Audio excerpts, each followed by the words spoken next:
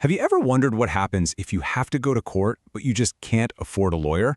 Well, in Washington, D.C., a really big decision is trying to answer that exact question. And honestly, it could change how the legal system works across the country. So let's dive into how the city is tackling this huge problem with a whole new kind of legal helper. Okay, so first things first, we've got to understand just how big the problem is. For years and years, DC's courts have been dealing with what they call the access to justice gap. And that's not just some fancy term, it's a real crisis that impacts thousands of people's lives every single year. I mean, just picture this for a second. Imagine you're facing eviction, or you're in a custody battle, or you're dealing with a domestic violence situation. The stakes are as high as they get, and you have to figure out the whole complicated court system all by yourself. It's a nightmare scenario, right? But for so many people in DC, it's not a nightmare, it's just reality. So what does that reality actually look like in hard numbers? Well, it looks like this. 97%. In super important civil cases like figuring out paternity and child support, a staggering 97% of people do not have a lawyer. Just let that sink in for a moment. 97. That is just wild. And listen, this isn't some isolated problem. The court's own data shows it's happening across the board. In domestic violence cases, 93% of people are on their own. And get this, in landlord-tenant disputes, it's 88% of tenants, while 95% of landlords have a lawyer. I mean, how is that a fair fight? It's not just a crack in the system, it's a massive canyon. But here's the crucial part. The courts themselves knew this couldn't go on. The chief judge at the time, Milton Lee, said this was all about an effort to level the playing field. And that phrase is huge. It's the system itself basically saying, yeah, this isn't fair, and we have to do something to fix it. And that right there brings us to the solution. Faced with this massive problem, the DC courts didn't just stand by. No, they got creative. They invented something totally new, the community justice worker. Now, this didn't just happen overnight. This idea was the result of a super careful 2-year process. A special task force was put together, they talked to hundreds of people in the community, and they put out a big report that laid all the groundwork for this official court order. They really did their homework. And boom, here's the proof, the official court stamp that made this whole program a reality. It might just look like some ink on a piece of paper, but that little seal represents a giant leap forward for legal help in the district. Okay, so let's get into it. What exactly is a community justice worker, or a CJW? The simplest way to think about them is as trained and supervised community members, not lawyers. They work for trusted nonprofits and are there to help people navigate the system. You know, kind of like how a community health worker helps you navigate the healthcare system. It's the same idea, but for the courts. And really, the whole thing boils down to one key phrase from Chief Judge Anna Blackburn Rigsby: meaningful participation. Because if you're in a courtroom, totally lost, with no idea what's going on, are you really participating? No way.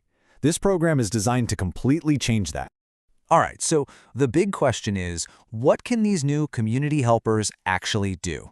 Well, let's get into the nitty-gritty, because the courts laid out some really clear rules. So on the can-do list, they can do a ton of incredibly helpful stuff. They can explain all the confusing procedures, give you legal advice, and help you tackle that mountain of paperwork. But, and this is really important, look at the can't-do list. They're not lawyers, so they aren't going to be handling a full-blown trial or questioning witnesses. It's all about providing that crucial support right where it's needed most. Okay, I know what you might be thinking. This sounds good, but how do we know they're doing a good job? It's a great question, and the system has a lot of safeguards built right in. They have to work for a court-approved nonprofit, they have to go through special training, and, this is the big one, all of their work is supervised by an actual licensed attorney. Plus, there are ways to handle complaints and even malpractice insurance.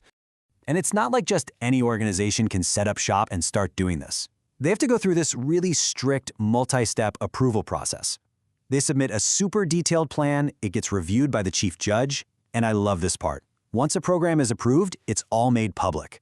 That kind of transparency is key. And look, this isn't just some abstract theory. Groups on the ground are already buzzing about it. Take this quote from Tzedek DC, an organization that helps people with debt problems. You can just feel the excitement, right? They're basically saying, finally, we have a new tool that could help us serve so many more people. So, let's zoom out for a second. Because while this is a massive deal for DC, the city isn't going it alone here. They're actually joining a growing national movement to rethink how we deliver legal services. You can see from this list, other states are already experimenting with similar ideas. From Arizona to Alaska, courts all over the country are realizing that the old way of doing things just isn't cutting it for everybody, and it's time to innovate. But here's the thing. DC's version is getting some serious props from national experts. They're calling it thoughtful and rigorous, and even a potential model for other courts to follow. Why? Because of how careful they were in designing it. DC isn't just following a trend. They might be setting a new gold standard. All right, so let's bring it all home. What's the big takeaway here? Where does all of this lead for the future of justice? Not just in DC, but maybe everywhere. When you strip everything else away, it comes down to this one really simple but really powerful idea. Your ability to protect the most important things in your life, your home, your family, your financial security, should never, ever depend on how much money you have in the bank. It's about making justice something that's truly accessible for everyone. And you know what's really cool? This isn't the end of the story. The DC courts are already looking ahead to what's next, like maybe another new program for folks with moderate incomes who are also getting squeezed out. It just shows that this isn't a one-and-done fix. It's a real, ongoing commitment to making things better.